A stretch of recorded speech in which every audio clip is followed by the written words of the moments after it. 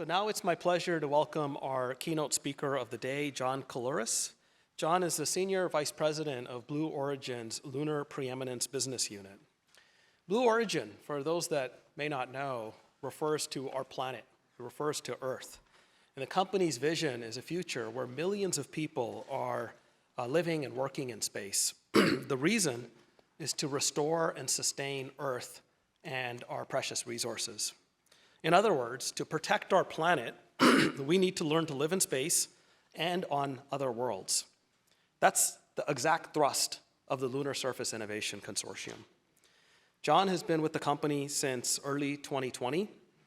He started as a program manager of Blue Origin's successful human landing system, national team proposal and effort. Before that, he was the co-founder and CTO, Chief Technology Officer at Reliable Robotics, a company focused on automated aviation systems that will enable air transportation to become safer, more convenient, and transform the way goods and people move around the planet.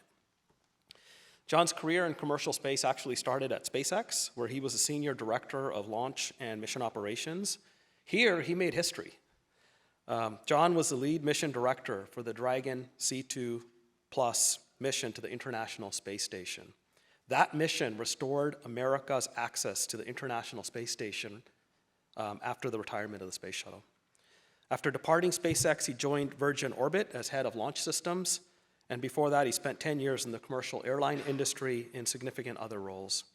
And prior to that, John served in the US Navy for roughly 10 years as a naval aviator, a mission commander, and an instructor pilot on multiple aircraft, and was also selected to be a US Navy test pilot. John has received many awards, multiple awards, including 2 air medals from the president for flying over 50 combat stories in Bosnia and Kosovo. He received his Bachelor's of Science degree in Mechanical Engineering and his Master's degree in Aerospace Engineering, both from Rensselaer Polytechnic Institute. Before I welcome John to the stage, I want to share a personal story about the inspiration that Blue Origin can provide for the next generation. A couple years ago, myself, my family, my wife, my 4 kids, we all went to the Kennedy Space Center to see a launch, a big rocket launch. And the launch was perfect. It was a picture-perfect day. The bleachers at Banana Creek were slammed. The rocket took off. Chests are thumping. My son's jaw has dropped, wondering what the heck is going on. And it was just excellent. For the rest of the day, they could not stop talking about the launch. The next day, we had a tour of the Blue Origin facility at the Kennedy Space Center. Oh my word, okay? The kids spent almost 2 hours being blown away by every part of the facility, from the Mission Operations Center to the 100,000-foot, 100-foot high clean, high bay clean room, full of hardware, to the snacks in the lounge and the quality of the snacks in the lounge, to Hootie. Hootie is the tour guide at the facility. Blue car, Hootie on the license plate, amazing engagement with the kids. As we left the facility, we got back in the car, all 4 kids felt the Blue Origin tour was cooler than the mission launch. John, welcome to LSIC. We look forward to your talk.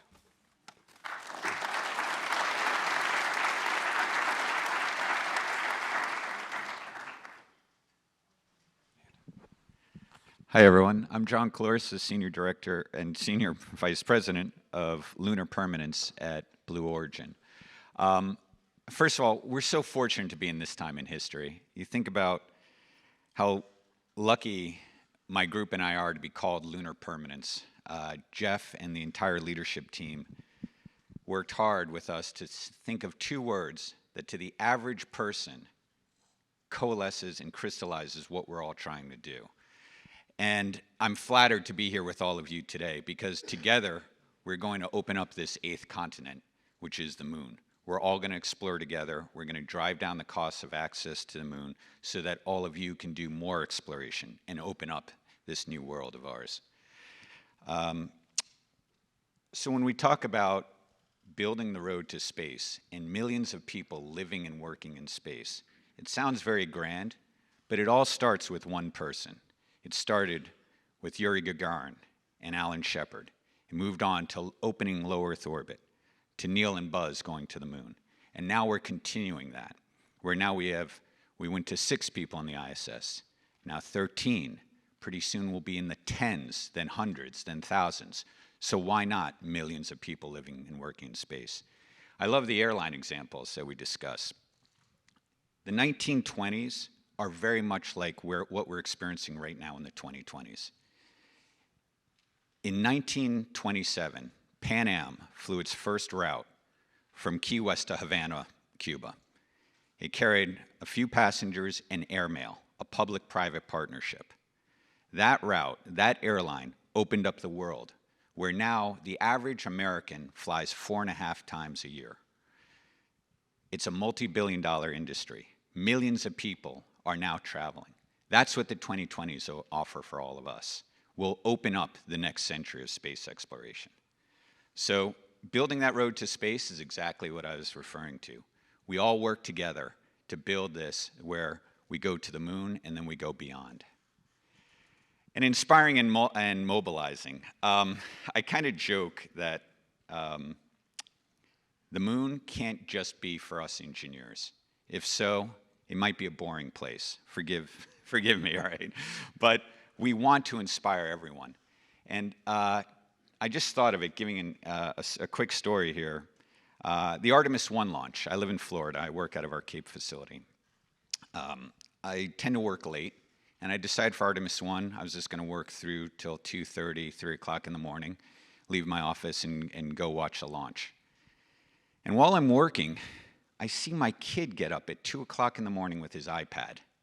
I'm like, his mom is going to kill him, and me. He's on a group chat.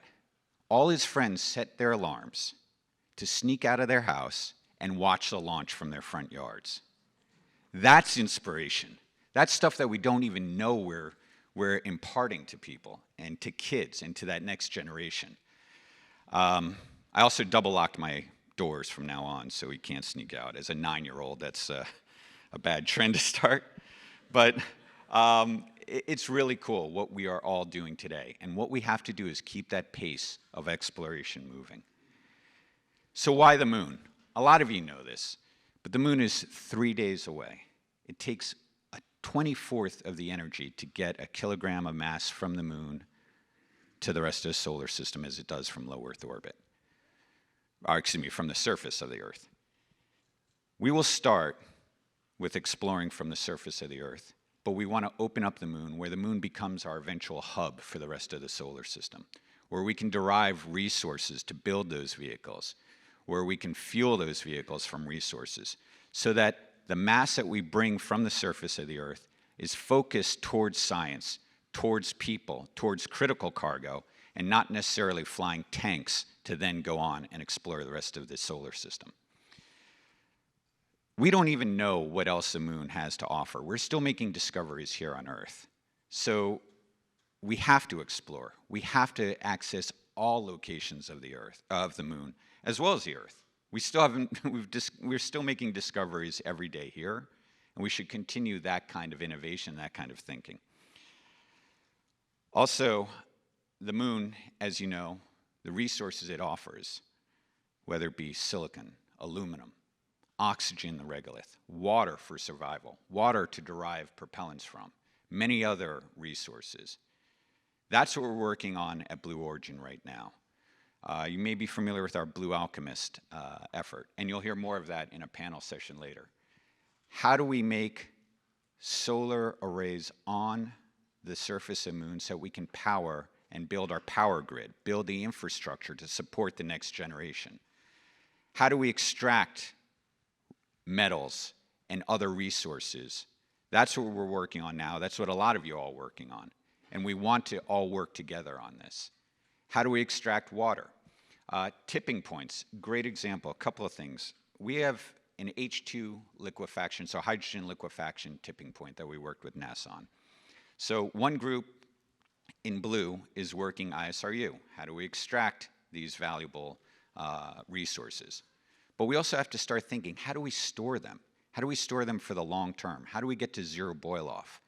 That's what that effort not only worked for the future of the moon, but then populated back to how do we make hydrogen and oxygen storable propellants. And I'll talk about that in a little bit. Another tipping point. the Mark 1 lander, which I'll talk to in a second, we estimate we'll be able to have the capability to land within 10 meters of its designated landing location. We use LiDAR TRN, and we use other sensors that we first proved we could use on our new Shepherd vehicle in West Texas. That was part of a tipping point. We were able to get flight time on these vehicles, as well as fly other pilots, such as a JPL flight computer, to prove that we can do these amazing things on our first mission. So our family of vehicles, speaking of inspiration, the Apollo LEM, some of you may have seen, like my dad worked on that at Grumman, and he never pushed it on my brother or I, or myself, but it inspired us to now do the next thing. In fact, my brother and I worked at SpaceX and now work at Blue Origin together. He works on the launch vehicle, I work on the lander side. So I kind of joke, if we ever have a conflict, I'm not going to Jeff, I'm going to Mom to adjudicate this. But that's the road that we're all building together. So the Grumman LEM, this is our Blue Moon Mark 1 lander in the middle. This will land this year on the south pole of the moon. Hydrogen, oxygen, I'll talk about it more later. And then our Mark 2 lander, which we're so fortunate to be working with NASA on for HLS. Think of that airline example again and what the country has done. If you take the two Blue Origin vehicles, think all the way to the left, those are Eclipse landers, up to 500, perhaps 1,000 kilograms to the moon. Mark 1 is capable of landing up to 3 metric tons on the moon, day or night, any location. That was our requirement from the start. Mark 2 can land up to 20 metric tons in a reusable configuration, or up to 30 metric tons in a one-way configuration, if you want to put an in-place habitation module or something like that. And then Starship is in excess of 100 metric tons, is the last I saw publicly. Now think of that airline example. You're building your airline, the country is building your airline from a commuter aircraft all the way to your 747, to your wide body. You have your 737s, your 777s in the interim. That's what we're building together, so that you can have that rapid, as you make discoveries, you can have that rapid access to anywhere on the moon with Eclipse lander or a Mark 1 lander. Then when you want to start building infrastructure, you start bringing your heavy class landers. That's what we're all doing together, and that's what I'd like you all to be thinking about, as you not only think about what you're doing today, but what is for the future, and what capabilities will the country and the whole world offer to all of us. So this is our Mark 1 lander.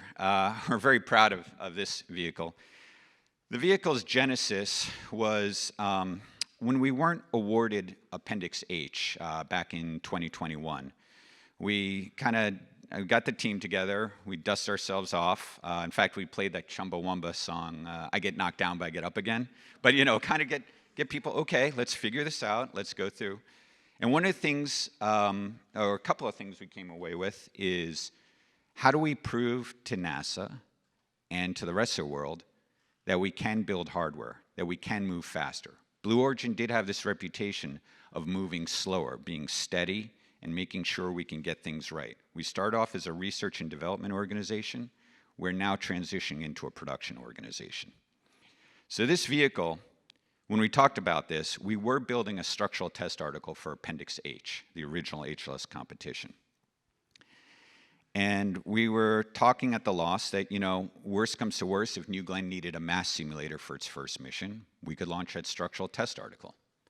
And, you know, with a little more upgrades, we could include our vertically integrated avionics package, so we could prove our avionics in low Earth orbit. And with a little bit more, we could put perhaps our solar power system on, our fuel cells. And maybe a little more, we can even put our reaction control system and BE7 and fire that off in low Earth orbit and get space time on the vehicle. And Jeff said, wow, that's great. Can you land it on the moon? Which was a much bigger step for us, right? But by pushing us and keeping us going, this vehicle was turned on about 3.5 years ago. And we're looking to land this year. Like, that's that transition we're talking about. It's a liquid oxygen, liquid hydrogen vehicle, because those resources can be derived from resources we expect to find on the moon. It also uses an integrated reaction control system, fuel cell, and main propulsion system. So what does that mean? That means our BE-7 engine and our reaction control system and our power system to survive the night all utilize the same oxygen and hydrogen system on the vehicle. As I said, it has day-night capability to land anywhere on the moon, up to 3 metric tons in an offloading configuration. We're currently building 2 of these vehicles. We're building intentionally now to get hardware rich. So we have our flight test objectives that were this mission to not be successful, we'll learn from it. We'll learn from the objectives we succeeded in and the ones that we didn't succeed in, and we'll incorporate those into the next vehicle. And that next vehicle, we're building on roughly 6 to 8 month cycles on the calendar, assuming no lessons learned that we have to go back to. But that's the target that we're looking to get that production line moving. So again, we can support regular access to the moon, reliable access to the moon in a low-cost manner. And we're very proud of this vehicle. We've got a great team across the country working it. Forgive me while I look at this. One thing I want to reiterate also, this is a single launch vehicle. So it launches fully fueled in the fairing of New Glenn. Oops. So that brings us to the Mark II lander. So Mark I uses a single BE-7, our first generation avionics, our fuel cell systems in serial number 2, and a lot of the systems that then will feed forward to the Artemis missions that we're looking to support with NASA. The Mark II lander is capable of landing up to 4 astronauts in either equatorial or polar missions, depending on the NASA requirement. It's capable of docking with both Gateway and with Orion. It loiters in lunar orbit in NRHO, awaiting the crew to arrive. And it's been a fantastic effort by everyone. In fact, in the coming months, we'll be providing an update. We've made a lot of progress on not only the design of this vehicle, but the hardware build. And you'll be seeing some of the upgrades that we've made to the vehicle as we all work together with NASA. This vehicle, we were fortunate enough to be awarded the Appendix P HLS contract, Sustaining Lunar Development contract with NASA, and we've been working very closely with the entire agency. In fact, a lot of the engineering and program management work is in collaboration with NASA. We work with up to 80 full-time equivalent heads at NASA, and it's very important to us to work together and to be open. Because those NASA collaboration experts that we work with become our advocates within the agency. And we become NASA's advocates within Blue Origin. So this is why our customer is asking these questions. And our customer can say, this is why Blue Origin is doing things the way they are. It's been very special, very important. We've been very lucky to be working with Lisa Watson-Morgan and her team. Now this is a new image. We haven't released it yet. I expect later today it probably will be from phones, but this is our transporter. This vehicle has evolved significantly since we first won Appendix P. What the transporter does is we launch it on a single New Glenn launch to low Earth orbit, and we refuel it using excess propellant from our second stages of New Glenn. So we refuel it in low Earth orbit, and then it continues to NRHO, to a lunar orbit, where it refuels our lander, and then waits for the crew to launch on SLS Orion. Some important points of this lander and how it's evolved, and how we're moving towards hardware-rich and speed. This lander, if you see, the diameter has gone up rather significantly since you saw it maybe in the original award statement, which was 2 years from yesterday. We were awarded HLS. It's a 7-meter diameter tank. Same diameter tank that our New Glenn vehicle uses. So now instead of doing bespoke tanks for individual vehicles, it's using the same assembly line. In fact, it's very similar in length even to the New Glenn second stage, what we refer to as GS2. This also has our zero boil-off system on it. So this vehicle will be sitting in lunar orbit, maintaining hydrogen and oxygen as storable propellants. Now, you always hear, wow, that's hard to do, and it is hard to do. We've currently have proven, and we are holding 20K and 90K in our facility in Washington State. And again, working in partnership with NASA, we've just integrated our first prototype, and it was put in the thermal vac chamber 2 weeks ago. And by June, we will be showing that we are consistently holding hydrogen and oxygen as storable propellants. It'll be the first time on this scale that we've done this. And by December, we'll start our flight units coming out, December of this year. Once you make hydrogen, think about this, cryogenic fuels. Cryogenic propellants, allowing them to launch and then just boil off without any thermal management system is just a waste of capability coming from the surface of the Earth. Things that we could be using that mass for are instead being used for propellant that may not even be used in the mission. So this zero boil-off system will be on the transporter. The transporter is capable of bringing roughly 100 metric tons from Earth orbit to lunar orbit. That can be a split. It can be either all propellant. It can be the propellant we require for a cargo mission, plus that 20 to 30 metric ton payload, or it could be devoted to all payload. But if you think about 100 metric tons to lunar orbit, that also means this vehicle, with minimal changes, basically on comms, can bring up to 30 metric tons to a Martian orbit, can open up the asteroid belt. This opens up the solar system. This vehicle, storing liquid hydrogen, can even open up derivative vehicles that can support NTP, other propulsion efforts for the future, for the coming decades. This will open up the solar system. And having the moon as our kind of JFK airport, if you will, as that hub, is what excites all of us in Blue Origin. We have reliable, repeatable, low-cost operations, starting with New Glenn, continuing with Lunar, and then going to Mars and beyond.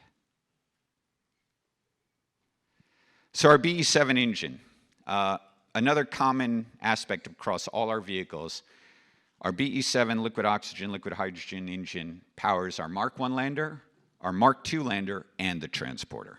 So same assembly line feeding those vehicles. These images, right now BE-7 is on 4 different test stands, 2 at Marshall Space Flight Center, 1 at our facility in West Texas, and 1 at AFRL, the vacuum chamber at AFRL. That's in the bottom right image here.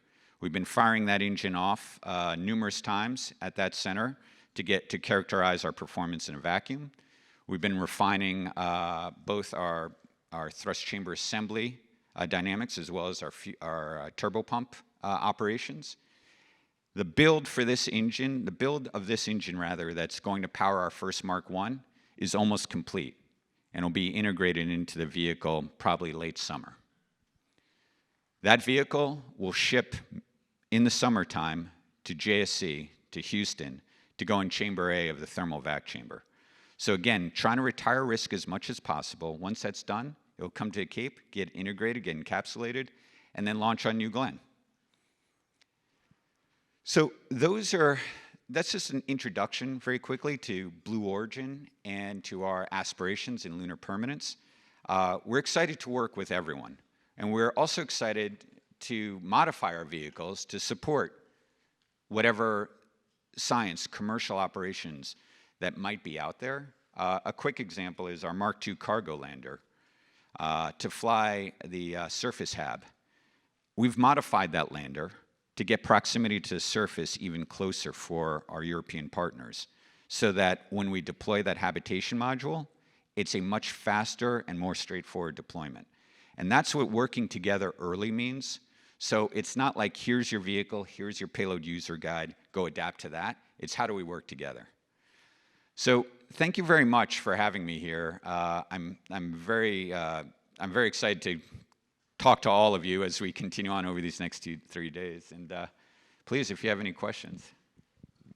Thank you. So there are some questions. Can y'all hear me? Okay. There are some questions. The first one is, with Blue Origin aiming for the moon landing in the next 12 to 16 months, how is Blue working with LSIC partners to address challenges like ISRU and surface power? That's great. Yeah. So I joke about the 12 to 16 months. There was an interview. I almost said to the vehicle manager, I'm saying that to you to make sure you know it's 12 to 16 months. And he's delivered phenomenally. The vehicle is, as I said, is getting ready to ship out of our factory here in about 6 weeks. And we should be launching a few months after that. We are already carrying payloads on that first serial number. That first serial number was originally just meant to prove that Blue Origin can have an in-space operating system and land on the moon. And not only land on the moon, land at the south pole of the moon. And land, it turns out to be the largest vehicle to ever land on the moon. We were able to work with NASA, for example, with the CLPS office, and we're providing an opportunity to fly the SCALPS payload. So we'll be able to do plume surface interaction of our BE-7 engine, which is a large class engine, proximity to the moon at the South Pole. That data will not only feed our designs for future Mark 1s and for Mark 2s, but also other providers, other vehicles that are looking to land at the moon. It will allow us to anchor our models. We're flying a few payloads actually on this first serial number because we've been fortunate enough. New Glenn's performance has been outstanding. We've been able to increase the payload performance that we can offer on this first serial number, which originally I was holding just for propellant margin. And also its orbital insertion accuracy was so good that for our refueling missions, we were able to bring down some margin because now we could anchor our models. So that's how we're working together. And again, events like today, that's where we learn how we can work together more. So please don't hesitate to come out to myself. Got Brett here, Jackie over there, but anyone, please. And during the panel sessions, you'll hear a lot more from Blue. All right. How does Blue manage the need to cooperate versus compete? Any words of advice for how smaller companies can stay relevant? That's a good question. So it's the question of competition versus cooperation between all companies, not only of the United States, but in the world. One of the main things we're looking to do, as I said, is provide reliable, repeatable, low-cost access to the moon. And so that will enable that cooperation, where more people can focus on the payloads, on what they want to fly. Like Clayton said earlier, NASA no longer builds, well, you can, but you don't build the aircraft, you don't operate the airline. But originally we did have to think of that public-private partnership before those industries could truly become private. That's what we want to enable. We want to enable people to think of what is the ultimate mission and not worry about how do they get their payload to the moon. It's something that these vehicles will all continue to morph and adapt and upgrade as we continue on. And a lot of that will be learning together what we need to offer our customer. What is Blue's picture of the infrastructure elements that need to be proved out first? So infrastructure elements that need to be proved out first. That's another good question. One thing I should have mentioned is Mark 1, being able to land anywhere on the moon and have day-night capability, it can become a node for other infrastructure needs. So if you have a power tower, if you have a power need, a communications relay, so now your payloads don't have to carry the mass needed for long-range communications. They can utilize Mark 1. Other services, that's some of the first infrastructure we can offer. Logistics services using Mark 1 and Mark 2. So Mark 2 cargo provides the habitation module. Mark 2 crew sends the crew. Mark 1 provides logistics, just like what COTS did with Dragon and Cygnus, and then CRS, and then commercial crew, following that same model. How NASA opened up low Earth orbit, again, first as a government effort, then public-private, now private with inspiration missions, private with New Shepard. That will be where we go with the moon next. So infrastructure specific to the surface of the moon, there will always be power and communications requirements. Bandwidth you will never say, I have too much bandwidth. You will never say, I have too much power.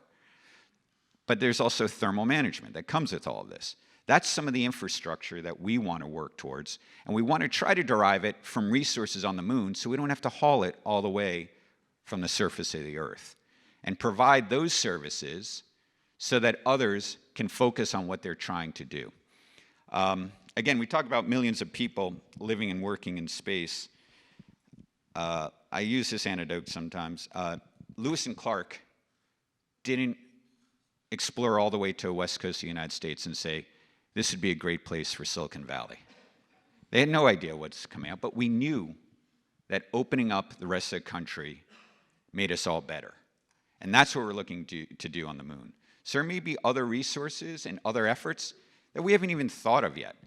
Water derivation and storage, oxygen generation from regolith. So now we're not just constrained to the poles, but we can derive at least breathable oxygen and half the propellant ratio that we need by storing oxygen. Those are kind of infrastructure things that I think initially it will be kind of Mark I based if it's a Blue Origin effort to provide remote infrastructure, say to the far side of the moon, to allow us to quickly work on new discoveries that we didn't expect.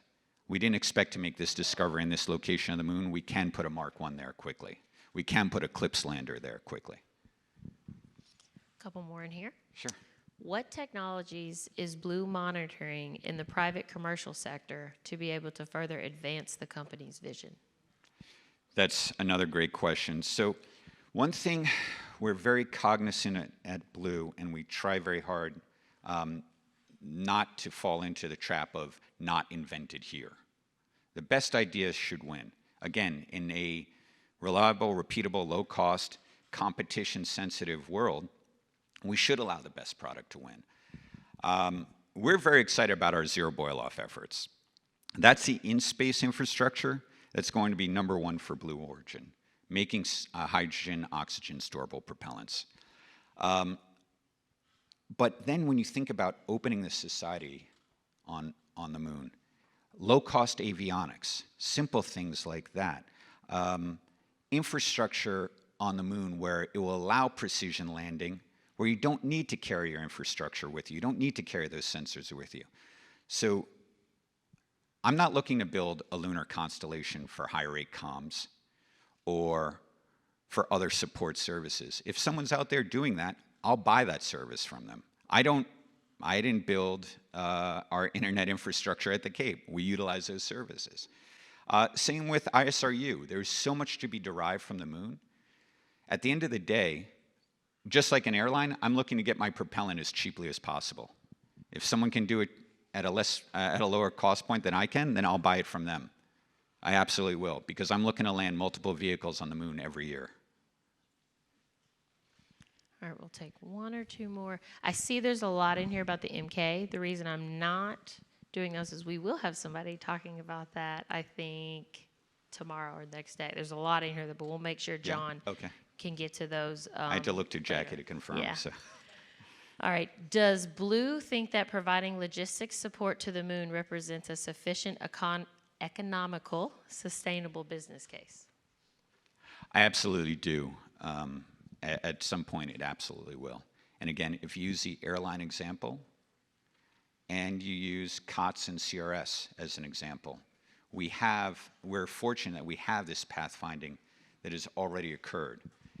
Airlines got deregulated in 1979 by the Carter administration to turn them into a more competitive and profitable effort.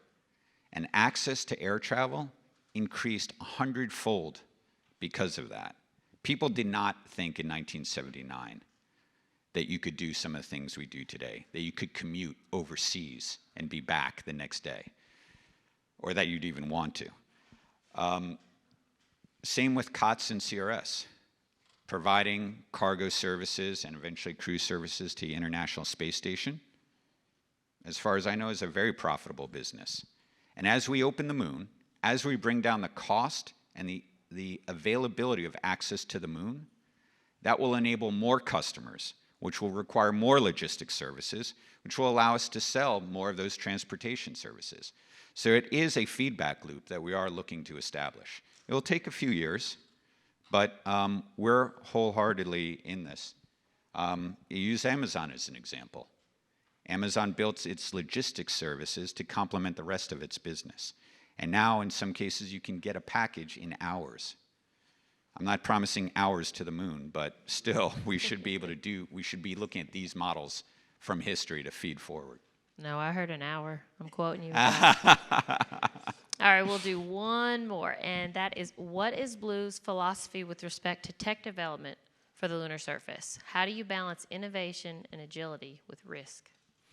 Yeah, that's another good question. So a couple of things, and you'll hear more of this at the panel sessions of what we're doing for surface innovation. But as I said, Blue Origin originally was a research and development organization moving towards production and regular flight cadence. That's some of the things that we look to get hardware rich, to learn quickly, to accept when we don't succeed and dust ourselves off and try again. And that's what we've got to do at Blue Origin. We're hoping to have multiple launches of New Glenn this year, including our Mark 1 lander, and recoveries of New Glenn. As you all know, we didn't recover the first New Glenn, but we learned so much from that we were able to incorporate those lessons into the next vehicle. That's the kind of thing we need to keep moving, is moving quickly, accepting from an engineering, a technical, and an intellectual point of view that this is why it didn't work. Not who's to blame, but this is why it didn't work. How do we fix it? And how do we open up the rest of the solar system? All right, thank you. Thank you very much.